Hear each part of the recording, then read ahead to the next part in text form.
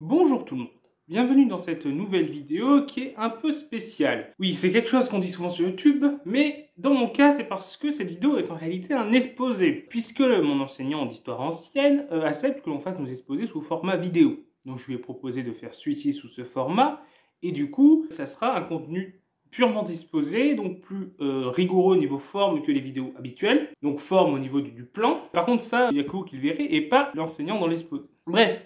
Je ne serai pas plus long à digresser et nous allons commencer dès maintenant l'exposé en lui-même. Donc aujourd'hui, nous parlons d'un sujet qui est taxer le vin, intérêt privé et corruption en Gaule transalpine. Le vin, c'est une denrée importante dans le commerce romain. Il était transporté et vendu à travers tous les territoires et même au-delà qui étaient sous le contrôle de Rome. Et en Gaule, ce commerce était particulièrement important puisque les Gaulois étaient des grands amateurs de vin, ce qui fait qu'ils en achetaient beaucoup.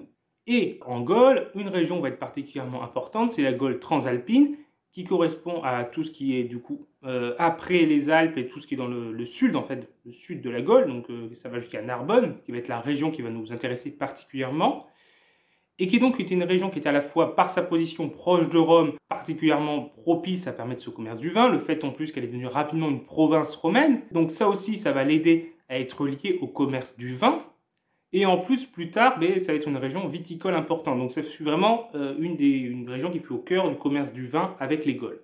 Et du coup, ce commerce étant important, il impliquait évidemment des flux financiers, ce qui pouvait également être source de conflits. Ce qui du coup va nous ramener aux questions d'intérêt privé et de corruption. Pour étudier ce sujet, j'ai choisi 4 documents.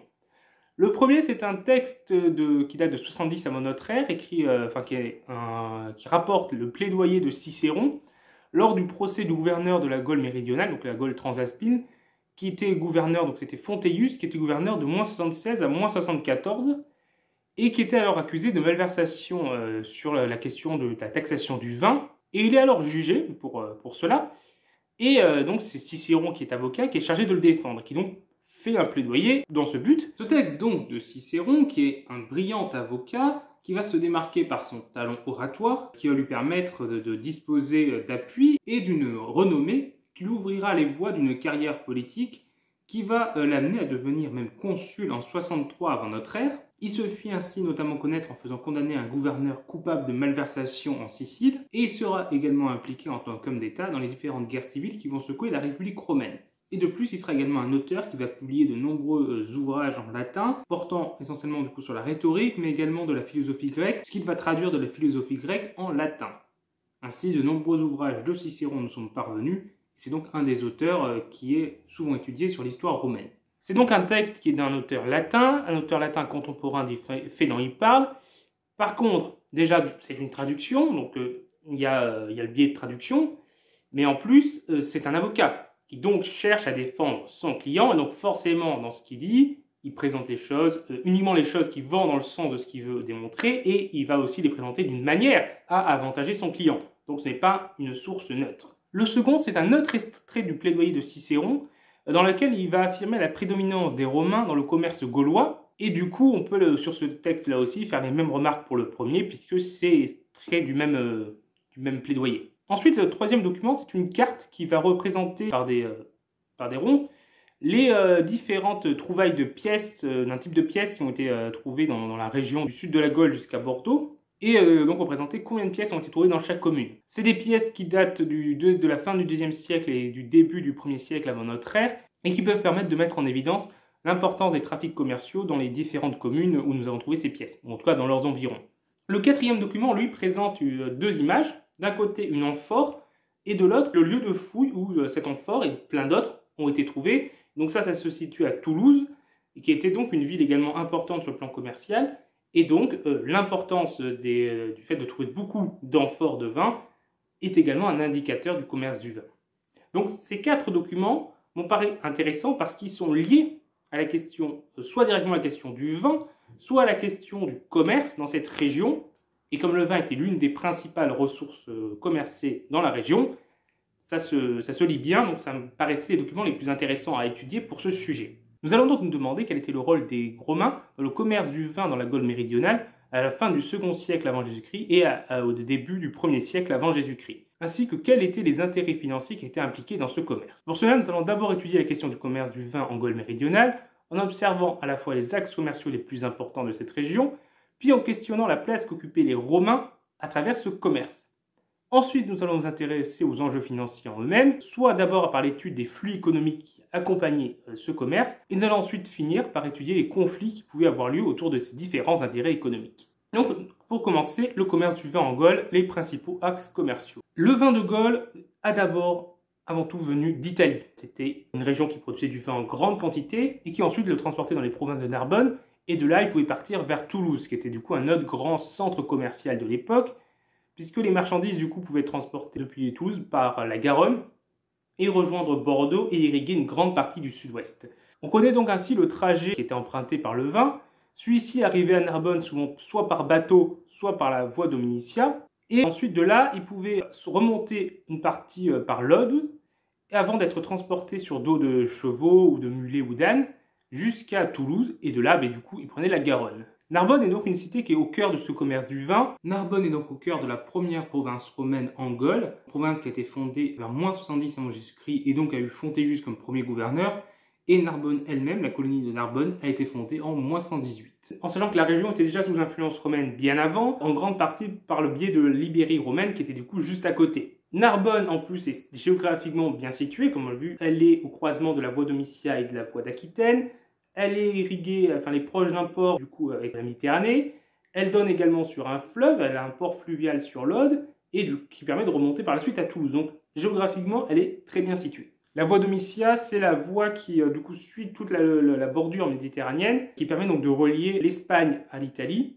Et donc du coup, elle passe par Narbonne. Et elle permettait d'avoir une alternative au commerce maritime, ce qui était particulièrement important en hiver, qui est une saison pendant laquelle on ne navigue pas. Quant à la voie d'Aquitaine, elle, c'est la voie qui relie Narbonne à Bordeaux. À l'origine, ce n'est pas une voie romaine, puisque c'était déjà un axe commercial avant l'arrivée des Romains, qui servait par exemple pour le commerce de l'étain.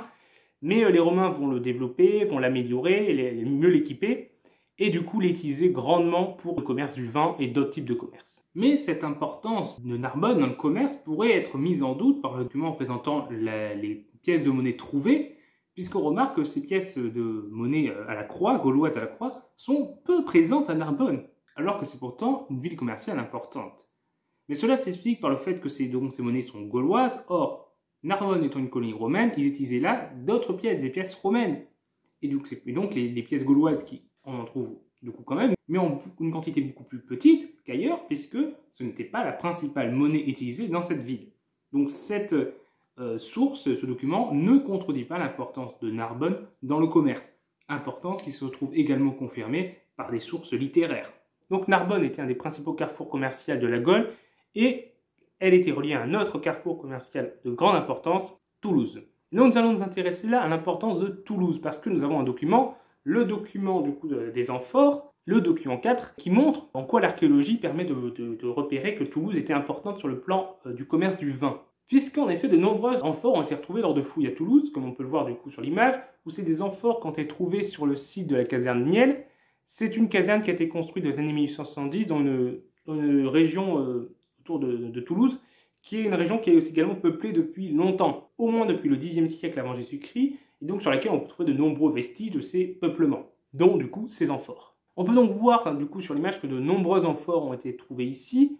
Elles sont pour la plupart brisées en différents morceaux, donc on peut déjà faire la supposition que les amphores après usage étaient stockées ici. Ensuite, lorsqu'on s'intéresse à ce que deviennent les amphores après utilisation, on comprend un peu mieux du coup ce qu'elles font là. Puisqu'on sait que les amphores du coup peuvent soit être réutilisées, soit servir pour combler des puits ou pour stabiliser des sols trop humides, ce qui semble être le cas ici, puisqu'on voit plein de fragments d'amphores dans le sol, donc on peut supposer qu'elles ont été brisées et que ces fragments ont servi à cette stabilisation.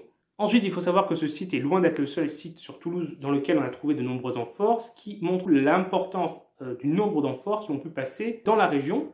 Et comme l'amphore est le principal moyen de contenir du vin et pour le transporter, en tout cas dans le monde romain, cela indique bien la forte présence de vin dans cette ville. Les amphores qui ont été trouvés ici sont des amphores Dressel 1B, ce qui correspond à un type d'amphore, parce qu'il y a un classement des différents types d'amphores pour l'archéologie. Donc c'est un type qui a été utilisé pour le transport du vin pendant la période de la fin de la République romaine, ce qui correspond bien à la datation marquée sur le document et à la période que nous souhaitons étudier. Il est également indiqué que ce sont des amphores qui viennent d'Italie. Il est en effet possible d'identifier l'origine des amphores puisqu'on retrouve parfois des marques sur elles qui indiquent l'atelier où elles ont été fabriquées. Donc, Celle-ci vient d'Italie et ça aussi c'est cohérent puisqu'à cette époque, la très grande majorité du vin en Gaule vient d'Italie. Puisque la production viticole à Narbonne s'est développée bien plus tard, ainsi que le commerce avec les autres provinces de l'Empire. Il faut cependant nuancer un peu les informations apportées par les amphores pour plusieurs raisons. Déjà, puisque si c'est certes le principal moyen de transport du vin, il en existe d'autres, par exemple les tonneaux que les Gaulois peuvent utiliser, mais également parce que comme les amphores peuvent être réutilisés, une certaine quantité d'amphores ne correspond pas à une certaine quantité donnée de vin transporté,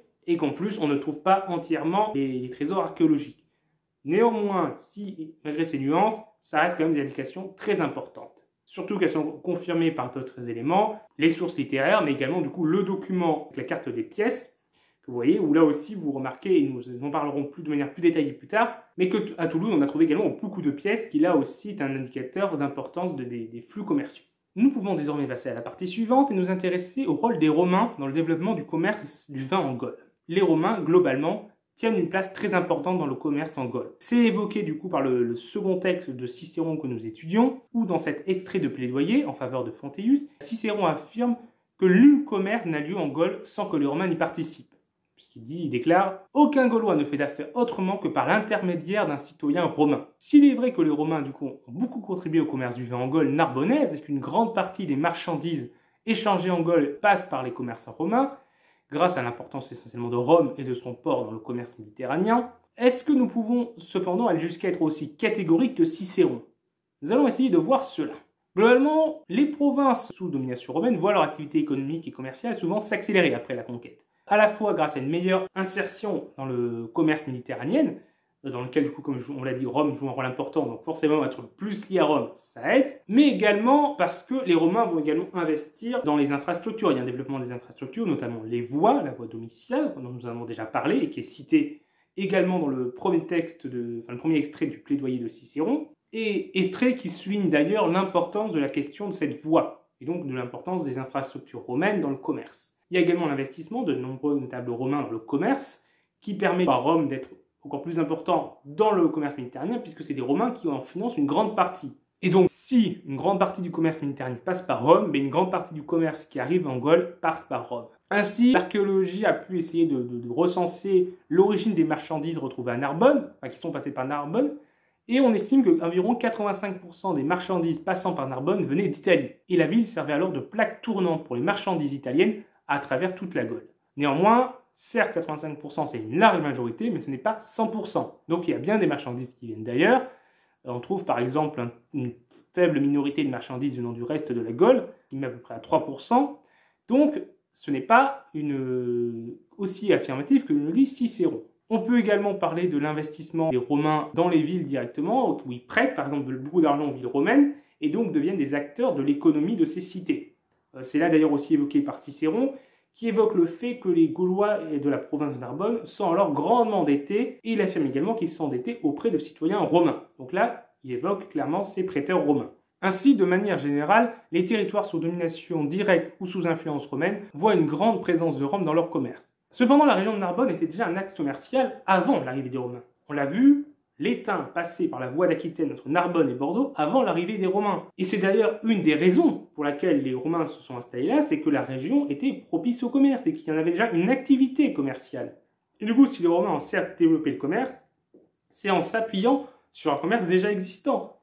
Et donc l'affirmation de Cicéron est grandement exagérée, même si elle souligne bien quand même l'ampleur de l'influence romaine sur le commerce et l'économie de la région. Et en plus, Cicéron peut avoir également un intérêt à faire cette affirmation, c'est de rabaisser les Gaulois qui sont les plaignants, qui ont porté du coup cette plainte à Rome contre son client. Donc en les rabaissant, il favorise son client. Ensuite, nous pouvons passer aux enjeux financiers autour du commerce du vin et souligner que c'est une importante source de richesse. En effet, le commerce du vin étant important, il peut également être source de profit. Et cela peut être montré par la présence de pièces importante là où le commerce du vin était important. Ainsi, on peut étudier cette carte qui étudie la présence de pièces gauloises à la croix du groupe cubiste, qui est un style de pièce qui était celui que l'on retrouvait le plus dans la Gaule méridionale durant cette période, du coup entre la fin du IIe siècle et le début du 1er siècle avant notre ère. C'est loin d'être en effet le seul type de pièce, mais c'est le principal. Donc c'est celui qui est le plus démonstratif de l'utilisation de monnaie dans la région. On peut également voir du coup un exemple de ce type de pièce à la droite du document, mais nous allons donc nous intéresser surtout à la carte. Donc cette carte montre une forte présence sur l'axe Narbonne-Bordeaux. qui, comme on l'a vu, était du coup l'axe commercial de vin principal. Ainsi, Toulouse, c'est vraiment un endroit où on en trouve énormément, puisqu'on y trouve plus de 150 pièces hors trésor. Les trésors sont écartés parce qu'ils ne sont pas bien représentatifs de l'utilisation des pièces dans les échanges, et comme en plus on y trouve à chaque fois de très grandes quantités de pièces, ils auraient complètement faussé les statistiques de l'étude. Donc, hors trésor, Toulouse, plus de 150 pièces trouvées. On sait également que Toulouse avait son propre atelier monétaire, donc le fait qu'un atelier monétaire soit développé dans l'un des principaux centres commerciaux pour le vin de la région n'est sûrement pas anodin. Il montre bien que le commerce du vin s'accompagnait de beaucoup d'utilisation de monnaie et donc de flux financiers.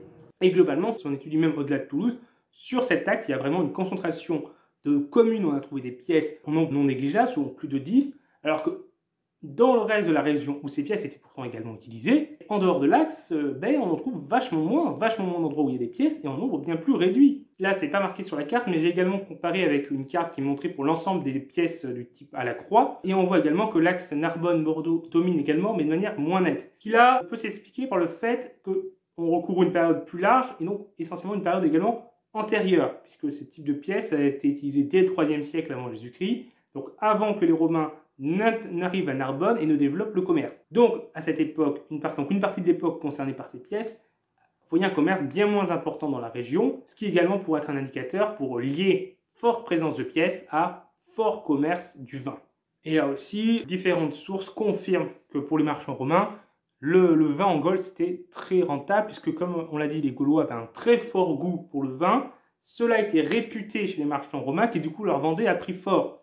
Et vu qu'à l'époque, les Gaulois n'en produisaient pas, cela viendra bien plus tard, ils consommaient essentiellement du vin venant d'Italie, donc venant de commerçants romains qui du coup ont profité pour dégager d'importantes sources de revenus. Et de leur côté, les Gaulois avaient également intérêt à essayer de le payer le moins cher possible parce que, comme ils aimaient en consommer beaucoup, si ça coûtait cher, ça faisait quand même un coût important pour eux. Et en plus, cette domination du vin romain était également aidée par des lois votées par le Sénat romain qui favorisaient le monopole romain sur les provinces romaines.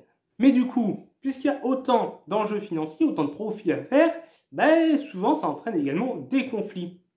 Des convoitises en tout cas sur ces profits, certains cherchant à en tirer également des profits qu'ils n'avaient pas encore, certains cherchant à accroître les profits qu'ils avaient déjà, et donc parfois ces intérêts rentrent en contradiction. Et c'est une situation de ce type qui est évoquée dans le plaidoyer de Cicéron pour Fonteius, puisqu'il y défend du coup ce gouverneur de la province narbonnaise qui est accusé de malversation autour de la question du vin et également de l'entretien du système de voies romaines qui du coup sont très utilisés pour les commerçants. Fonteius était gouverneur, les gouverneurs sont des magistrats qui sont chargés d'administrer une province. Il y a des statuts un peu différents selon le type de province et selon les périodes, ils ont donc des pouvoirs qui peuvent varier légèrement, mais globalement ils sont dotés de l'imperium sur la province qu'ils dirigent, et cela pendant au moins 1 an, et ce mandat peut être prolongé, et cela va arriver de plus en plus souvent au cours de l'histoire romaine. Leur charge, globalement, est de gérer la province, d'y lever les impôts, d'y superviser les travaux, de rendre la justice, donc ils ont quand même pas mal de fonctions importantes, et en plus, ils disposent d'une immunité durant la période où ils exercent leur mandat. Cependant, cette immunité ne les protège pas de rendre des comptes après leur mandat sur ce qu'ils ont fait pendant celui-ci. Donc c'est ce qui arrive ici à Fonteius, puisque ses administrés sont venus se plaindre à Rome de ce qu'il avait fait. En effet, celui-ci avait instauré une taxe sur le commerce du vin dans la province de Narbonne, et avec donc plusieurs péages qui avaient installés à plusieurs endroits, et qui du coup, les commerçants devaient payer une taxe en passant à ces endroits. Taxe qui s'élevait entre 2 et 6 deniers l'amphore. On peut remarquer que donc il y a un écart un peu important entre les différents péages, du simple au triple, et l'endroit où la somme est la plus élevée, c'est le poste de douane d'Elesio-Nourne, dont le but était de taxer le commerce avec un pays ennemi, puisqu'il permettait de commercer avec le pays de Rutène, qui était alors en révolte contre Rome. Donc on peut voir l'intérêt de taxer plus fortement ce vin-là. Et normalement, l'argent ainsi récolté devait servir à financer l'entretien des voies romaines. C'était la justification, donc du coup, c'était utile pour les commerçants de vin. Mais Fonteius est accusé de ne soit pas avoir réalisé ses travaux, soit de les avoir faits au rabais, et donc ainsi d'avoir tiré des bénéfices du financement de cette voie et du coup de s'être mis de l'argent dans sa poche. Cette taxe en effet rapportait des sommes considérables, et Cicéron le reconnaît lui-même, puisqu'il déclare « Et on a pu, je l'avoue, recueillir par ce moyen des sommes considérables ». Fonteius est de plus accusé d'avoir vendu des exemptions d'impôts et d'avoir touché des pots de vin. Cicéron, lui de son côté, affirme que c'est faux, que personne n'a été exempté des taxes et des impôts, ce qui invaliderait les accusations de vente d'exemption, et il affirme également que Fonteius ne gérait pas directement lui-même les travaux des voies, qu'il avait confiés à d'autres personnes, ces personnes, Cicéron affirme qu'elles seraient complètement dignes de confiance, et donc il n'y a pas pu avoir de malversation, et que du coup, dans tous les cas, Fonteius, c'est pas lui qui aurait organisé et profité d'éventuelles malversations. Donc il serait innocent de ces accusations. De plus, dans le second extrait que nous avons étudié, donc le document 2, Cicéron affirme qu'il n'y a pas de témoignage de personnes ayant effectivement versé des pots de vin à Fonteius. Il fait preuve d'ailleurs d'une grande conviction en affirmant cela, puisqu'il déclare que si une personne, quelle qu'elle soit, venait en témoigner, il reconnaîtrait son erreur. Et il va ensuite citer une liste de métiers qui auraient pu verser des pots de vin à Fonteius, donc on peut supposer que ces différents types de métiers qui peuvent avoir intérêt à corrompre un gouverneur. Cependant, les taxations ont bel et bien existé. Et qu'un procès soit intenté envers le gouverneur à cause de celle-ci montre bien qu'elles ne sont pas bien acceptées par les commerçants de vin, mais également par les Gaulois qui du coup doivent payer plus cher le vin, puisque le prix des différents péages s'ajoute au prix qu'ils payent. Et si à cela on ajoute le prix du transport du vin depuis l'Italie, au final ça leur revient bien plus cher que le vin n'est vendu en Italie. Et ce qui montre bien du coup que si les Gaulois sont allés jusqu'à porter la sphère devant la justice romaine, c'est que la question du prix du vin, c'est important pour eux. De plus, qu'un gouverneur soit corrompu et se fasse de l'argent sur le dos de ses administrés, c'est pas quelque chose d'exceptionnel non plus, c'est déjà arrivé. On peut par exemple citer l'exemple de Vérès, qui fut propriétaire de Sicile, donc un type de gouverneur, en moins 73, et qui va être condamné après que des accusations vont être portées contre lui. Et d'ailleurs, le procès en question, les personnes accusantes seront défendues par Cicéron, qui du coup, dans cette fois-là, était du côté de l'accusation. De plus, les gouverneurs pouvaient être liés aux différents commerçants et investisseurs, prêteurs d'argent romains, et ainsi un peu les favoriser, mettre leurs moyens politiques au service de leurs intérêts financiers, faire passer des lois en leur faveur, parfois leur mettre un peu des moyens humains et militaires du gouverneur pour les aider à obtenir l'argent qu'ils souhaitaient. Donc il pouvait y avoir des collusions qui existaient. La situation dépeinte par Cicéron ici, dans ce plaidoyer, est une illustration des conflits qui pouvaient avoir lieu entre les gouverneurs et leurs administrés sur les questions du vin et de la fiscalité, et plus globalement sur des questions financières.